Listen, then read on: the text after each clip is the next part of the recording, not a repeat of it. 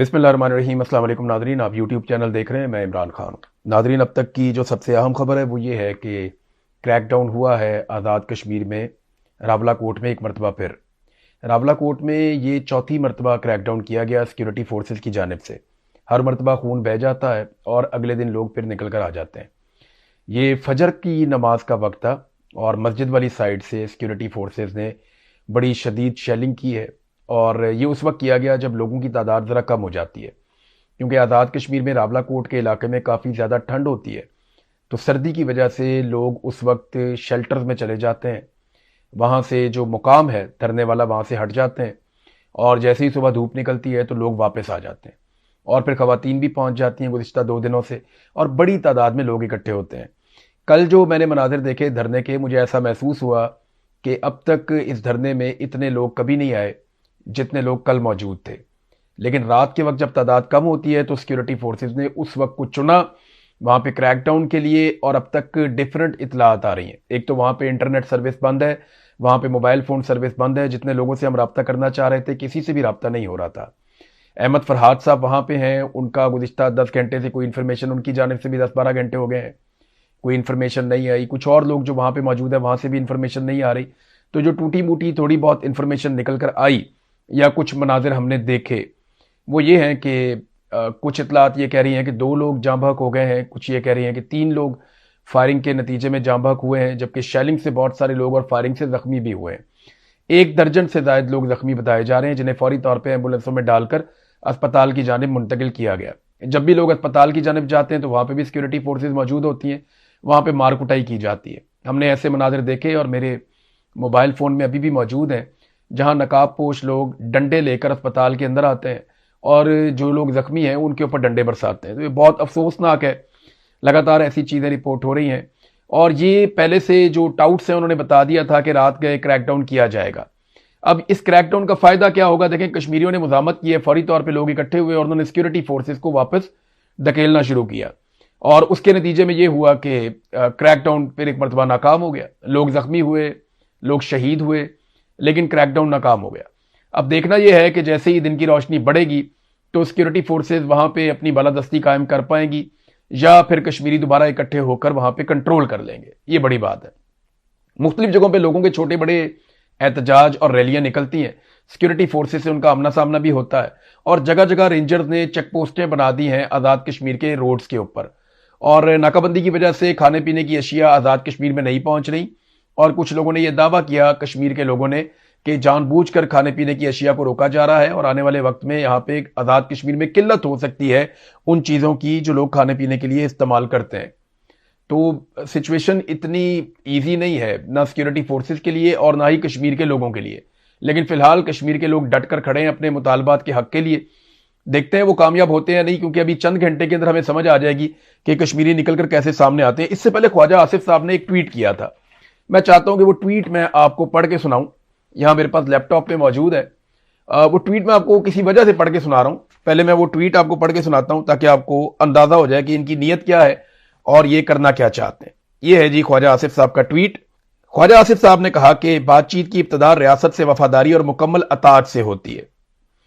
आज़ाद कश्मीर के कुछ बहके हुए भाई जो आजकल किसी एजेंडे पर चल रहे हैं, वैसे अताअत के मामले में नून लीग से ज्यादा कोई नहीं जानता, क्योंकि इन्होंने बड़ी शानदार अताअत की थी जनरल बाजवा की, जनरल फैज हमीद की और जनरल नदीम अंजुम की। तो उसकी अताअत के बदले में फिर इनके साथ बातचीत शुरू हुई थी और उस बातचीत के नतीजे में रजीम चेंज ऑपरेशन हुआ था। आज़ाद कश्मीर के कुछ बहके हुए भाई जो आजकल किसी एजेंडे पर चल रहे हैं, वो आईने पाकिस्तान के आर्टिकल 5 को जरूर पढ़ें, जो रियासत से गैर मुतज़ल्ज़ल वफादारी का तकाजा करता है। एक तो ये आईने पाकिस्तान है, कश्मीर जो है वो एक आजाद मुल्क है पाकिस्तानी आइन के मुताबिक, वो पाकिस्तान का हिस्सा नहीं है, वो एक आजाद टेरिटरी है जिसका अपना आइन है। तो पाकिस्तान के आइन को उन पे इतलाक होता है। इसके लिए फिर आपको मोहसिन नकवी से पूछना पड़ेगा, क्योंकि मोहसिन नकवी ने 26 नवंबर 2024 में कत्लेआम से पहले एक स्टेटमेंट दिया था कि कश्मीरी आईनी तौर पे पाकिस्तान के शहरी नहीं है, ना पाकिस्तान के आइन का उनके ऊपर इतलाक होता है। अगर वो यहां पे आएंगे तो उन्हें दहशतगर्दी के मुकदमात का सामना करना पड़ेगा और ये हमारी रियासत के ऊपर हमला तस्वुर किया जाएगा, ये मोहसिन नकवी ने कहा था। तो आप आईने पाकिस्तान उनके ऊपर फिर कैसे लागू कर सकते हैं? ये बात ख्वाजा आसिफ साहब को सोचनी पड़ेगी। वो अपने मुल्क में मौजूद हैं बकौल उनके। اچھا، اب اس میں یہ ہے کہ لیکن اس سے بھی اہم اللہ تعالیٰ کا ارشاد ایک بتایا خواجہ آصف نے، یہ میں آپ کو ضرور پڑھ کے سنانا چاہوں گا. آیت کا ترجمہ ہے، خواجہ آصف صاحب نے اس کو لکھا یہاں پہ: جو لوگ اللہ اور اس کے رسول سے جنگ کرتے ہیں اور زمین میں فساد پھیلانے کی کوشش کرتے ہیں، ان کی سزا یہ ہے کہ انہیں قتل کیا جائے یا سولی چڑھا دیا جائے یا ان کے ہاتھ اور پاؤں مخالف سمتوں سے کاٹ دیے جائیں یا انہیں ملک بدر کر دیا جائے. یہ ان کے لیے دنیا میں رسوائی اور آخرت میں بڑا عذاب ہے. خواجہ آصف صاحب کو میں صرف یہ بتا دوں کہ یہ آیت بنگالیوں کو بھی سنائی جاتی تھی کہ تم زمین پہ فساد کر رہے ہو، تمہارے ہاتھ اور تمہارے پاؤں الگ الگ سمتوں سے کاٹ دیے جائیں گے.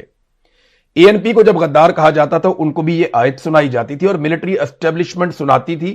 اسی طرح ٹاؤٹس اس وقت بھی یہ آیت استعمال کرتے تھے. یہ آیت جو ہے مہاجروں کو بھی سنائی جاتی تھی جب ان کو اٹھا کر لے جاتے تھے اور ان پہ ٹارچر کیا جاتا تھا، انہیں ماورائے عدالت قتل کیا جاتا تھا. یہی آیت جو ہے یہ بلوچوں کو بھی سنائی جاتی ہے، ان کے اوپر بھی لاگو کی جاتی ہے. یہی آیت جو ہے وہ پشتونوں پہ لاگو کی جاتی ہے، قبائلیوں کے اوپر بھی لاگو کی جاتی ہے. حتیٰ کہ جب مجھے ISI کے لوگ ٹارچر کر رہے تھے تو وہاں پہ ایک آفیسر نے مجھے اس آیت کا ترجمہ سناتے ہوئے کہا کہ تم لوگ فتنہ ہو اور تم لوگ فساد برپا کر رہے ہو اللہ کی زمین پہ، تو تمہارا ایک طرف کا ہاتھ اور ایک طرف کا پاؤں کاٹ دینا چاہیے. اس کے بعد اولیاء مقبول جان صاحب کے اوپر جب ٹارچر ہو رہا تھا تو ایک فوجی آفیسر انہیں بھی یہ آیت سنا رہا تھا اور میرے کان میں وہ آوازیں آ رہی تھی جب انہیں بدترین ٹارچر کا نشانہ بنایا جا رہا تھا. ساتھ انہیں ایک آفیسر یہ آیت بھی سنا رہا تھا. تو جب بھی کبھی فوج کی کسی کے ساتھ مخالفت ہوئی ہے تو ہمیشہ یہ آیت سنائی گئی ہے. زمین میں فساد کون کرتے ہیں اور اللہ کے رسول سے جنگ کون کرتا ہے؟ سود ہے اللہ سے جنگ. اگر خواجہ آصف صاحب کو اللہ کی جنگ سے اتنا خوف ہے تو وہ سود کو ختم کیوں نہیں کرتے؟ واضح اعلان کیا گیا ہے، ہمارا مذہب کہتا ہے، ہمارا دین کہتا ہے کہ سود اللہ سے جنگ ہے. تو اللہ سے جنگ تو وہ ہے، تو وہاں پہ تو وہ آپ بالکل کوئی بات نہیں کرتے. اور دوسری بات یہ ہے کہ کیا قرآن پاک میں یہی ایک آیت ہے جس کو آپ نے دوسروں کے اوپر استعمال کرنا ہے؟ قرآن پاک میں وعدہ خلافی کے اوپر کیا آیت ہے؟ کبھی وہ پڑھی ہے آپ نے؟ قرآن پاک میں تو جھوٹ نہ بولنے کا بھی حکم ہے، قرآن پاک میں تو حلف نہ توڑنے کا بھی حکم ہے، قول و فعل میں تضاد نہ ہونے کا بھی حکم ہے. تم وہ بات کہتے کیوں ہو جو تم کرتے نہیں ہو؟ قرآن پاک میں تو اس بارے میں بڑی سخت تنبیہ ہے. تو جو حلف کی خلاف ورزی جرنیل کرتے ہیں اس کے اوپر خواجہ آصف صاحب کوئی قرآن پاک کی اب اسلام کی شریعت وہاں پہ نافذ نہیں ہوتی.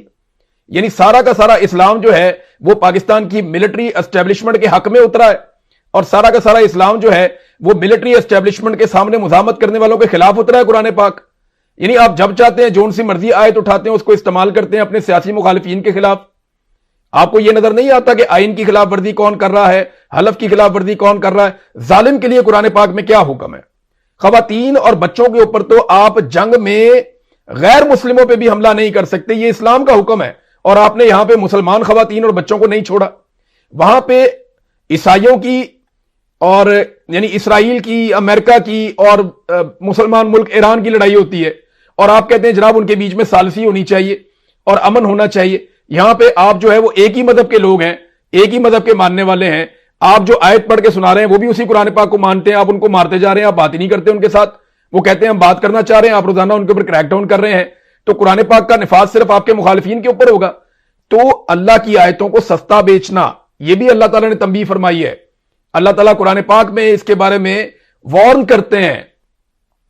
احادیث کے اندر اس بات کا ذکر ہے کہ اللہ تعالیٰ کی آیات کو بیچا ان لوگوں نے اپنے مفاد کے لیے اور چھوٹے فائدوں کے لیے، اور وہ بہت بڑے خسارے میں چلے گئے. تو خواجہ صاحب آپ عمر کے اس حصے میں ہیں جہاں پہ میں آپ کو کیا دین سکھاؤں؟ تھوڑی سی احتیاط کریں. ہم سب نے مر جانا، اپنے قبروں میں جانا ہے. یہ نفرت لے کر مت جائیے، آپ اس کا جواب نہیں دے پائیں گے. اللہ رب العزت بڑا رحیم ہے، وہ میرے پہ بھی رحم کرے، وہ آپ پہ بھی رحم کرے. اللہ آپ کا کوئی حساب نہ کرے، میری یہ دعا ہے. اللہ ہم سب میں سے کسی کا حساب نہ کرے، کیونکہ اللہ کو جواب کوئی نہیں دے سکتا.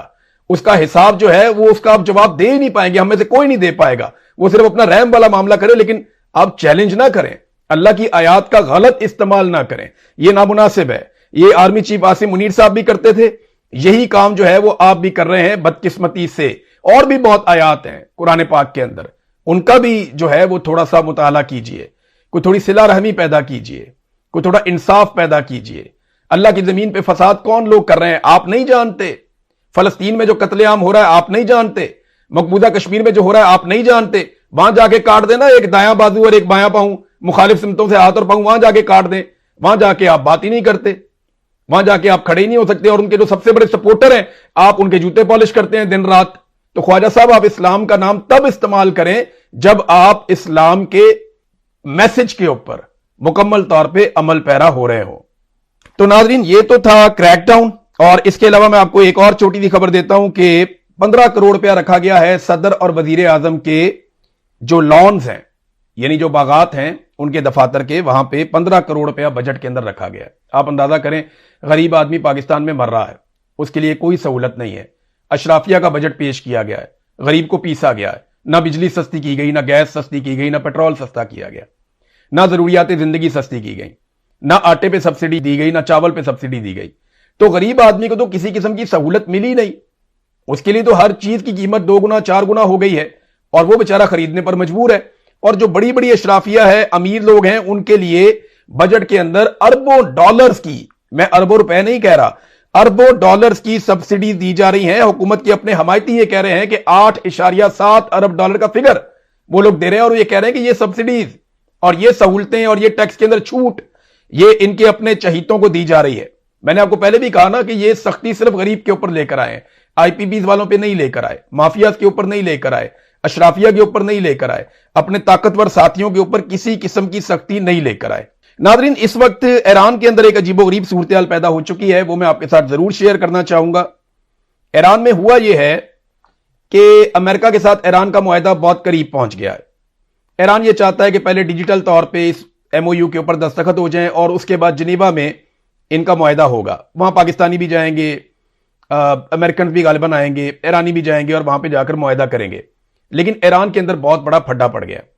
وہاں پہ تہران میں محمد باقر کالیباف اور عباس عراقچی کے استعفے کا مطالبہ جو ہے اس کے نعرے لگنا شروع ہو گئے ہیں، اور مختلف رپورٹوں کے مطابق مظاہرین نے ایرانی وزارت خارجہ کی عمارت کی طرف جانے والی سڑکوں کو بھی بلاک کر دیا ہے، جہاں ایرانی سفارتکاری کے سربراہ عباس عراقچی کام کرتے ہیں۔ عباس عراقچی کو بہت برا بھلا کہا جا رہا ہے، باقر کالیباف کو بہت برا بھلا کہا جا رہا ہے، اور ایرانی یہ سمجھتے ہیں کہ یہ جو اب معاہدہ کیا جا رہا ہے یہ وہ معاہدہ نہیں ہے جس کے بارے میں ایرانیوں کو بتایا گیا تھا۔ ڈونلڈ ٹرمپ کو فیس سیونگ چاہیے، نہ اس معاہدے سے اسرائیل خوش ہے، نہ اس معاہدے سے ایرانی خوش ہیں۔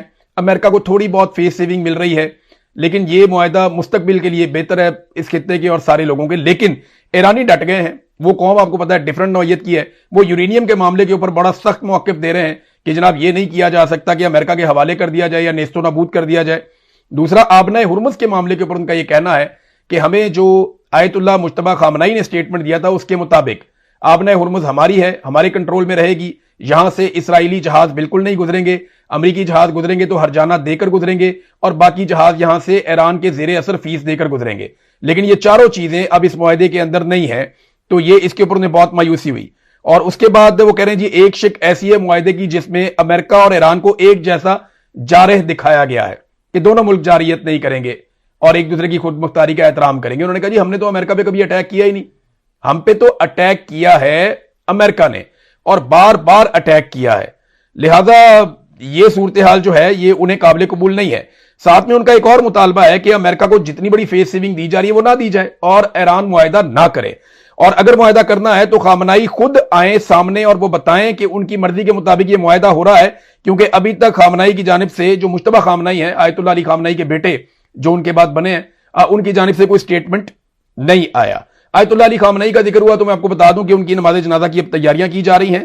جیسے ہی معاہدہ مکمل ہو جائے گا 4 جولائی سے تہران میں ان کی نماز جنازہ ادا کی جائے گی، اور اس کے بعد مشہد میں ان کی تدفین کی جائے گی 9 جولائی کو، یہ بتایا جا رہا ہے۔ تو یہ ایک تاریخی نوعیت کا ٹائم ہوگا، پورا ایران باہر نکلے گا، آپ دیکھیں گے کہ ایران کس طریقے سے اپنی یکجہتی کا مظاہرہ کرتا ہے۔ یہ مناظر پوری دنیا میں دیکھنے والے مناظر ہوں گے۔ ہاں، لیکن ابھی اس وقت جو ہے وہ ایرانی بہت غصے میں ہے، اور وہ احتجاج کر رہے ہیں کہ کسی صورت بھی آپ یہ معاہدہ نہ کریں امریکہ کے ساتھ، اور اس کو فیس سیونگ دینے کی کوئی ضرورت نہیں ہے، کیونکہ جو شکیں سامنے آئی ہیں ان پہ وہ ایرانی گرم ہو گئے ہیں۔ وہ یہ کہتے ہیں جناب کہ جو ہمیں شروع میں بتایا گیا تھا معاہدے کے بارے میں، یہ وہ معاہدہ نہیں ہے، بلکہ یہ اس سے جو پیشگی شرائط بتائی گئی تھی آیت اللہ علی خامنائی کی جانب سے، یہ اس سے مختلف ہیں۔ تو امریکہ کے ساتھ نرمی رکھی گئی یا اس پر بھروسہ کیا گیا، تو اس سے بہتر ہے کہ معاہدہ ہی نہ کیا جائے۔ اچھا، اس میں آپ کو ایک اور خبر بتاتا ہوں۔ یہ اوپن سورس انٹیلیجنس اکاؤنٹ کا جو تبصرہ ہے وہ ایک رپورٹ دے رہے ہیں۔ وہ یہ کہتے ہیں کہ ایران کے خلاف 3 ماہ سے زیادہ کی جنگ کے بعد اس وقت ایران کے پاس پہلے سے زیادہ میزائل اور ڈرونز ہیں. دوسرا انہوں نے کہا کہ کئی امریکی طیارے، فوجی تنصیبات اور آلات تباہ ہو چکے ہیں. امریکہ کے برسوں کے فضائی دفاعی میزائل اور طویل فاصلے تک مار کرنے والے ہتھیار ختم کروا چکی ہے. یہ جنگ بہت حد تک کم ہو چکے ہیں. آبنہ ہرمز کی ٹریفک نقل و حرکت کا کنٹرول ایرانی سنبھال چکے ہیں اور اپنا ڈیٹرنس یعنی اپنا روب اور اپنی طاقت وہ قائم کر چکے ہیں اور ثابت کر چکے ہیں. اور پلس پوائنٹ یہ ہے کہ خلیج میں امریکی اڈے بند ہو سکتے ہیں اور ایران کو ہرجانے کے طور پہ اربوں ڈالر بھی ادا کیے جا سکتے ہیں. اور وہ یہ کہہ رہے ہیں کہ جناب صرف ایک منفی نقطہ ایران کے نقطہ نظر سے وہ یہ ہے کہ 400 کلو گرام اعلیٰ افزودہ شدہ یورینیم جو ہے وہ ختم کر دی جائے یا امریکہ کے حوالے کر دی جائے یا اس کو تباہ کر دیا جائے. اس کے علاوہ ایران کے پاس کھونے کے لیے کچھ نہیں ہے اس معاہدے میں. ایران اس کا ونر ہے. اب یہ اس کو اسرائیل بھی ایسے دیکھ رہا ہے, اس کو امریکن تجزیہ کار بھی ایسے دیکھ رہے ہیں, لیکن ایران کے اندر جو لوگ ہیں وہ بڑے سخت طبیعت کے ہیں, ہارڈ لائنرز ہیں. وہ یہ کہہ رہے ہیں جی ہم نے اتنی جنگ لڑی ہے, ہماری بچیاں شہید ہوئی, ہماری خواتین شہید ہوئی, ہمارا لیڈر جو ہے وہ مار دیا گیا, بہت سارے اور لیڈر قتل کر دیے گئے, سائنسدان مار دیے گئے, جرنلز مار دیے گئے, ہمارے قیمتی لوگوں کو قتل عام کیا گیا, ہمارا انفراسٹرکچر تباہ کیا گیا, اور ہم نے اتنی شاندار اس کے باوجود جنگ لڑی, اپنی پسلی دکھائی پوری قوم نے. تو ایک کمزور معاہدہ جو ہے وہ ہم نہیں چاہیں گے. تو ناظرین یہ ہے اب تک کی صورتحال. باقی جو ڈیٹیلز آتی ہیں آپ کے ساتھ میں شیئر کرتا ہوں نیکسٹ ویلاگ میں. اب تک کے لیے اتنا ہی. اپنا خیال رکھیے گا, اپنے چینل کا بھی. اللہ حافظ.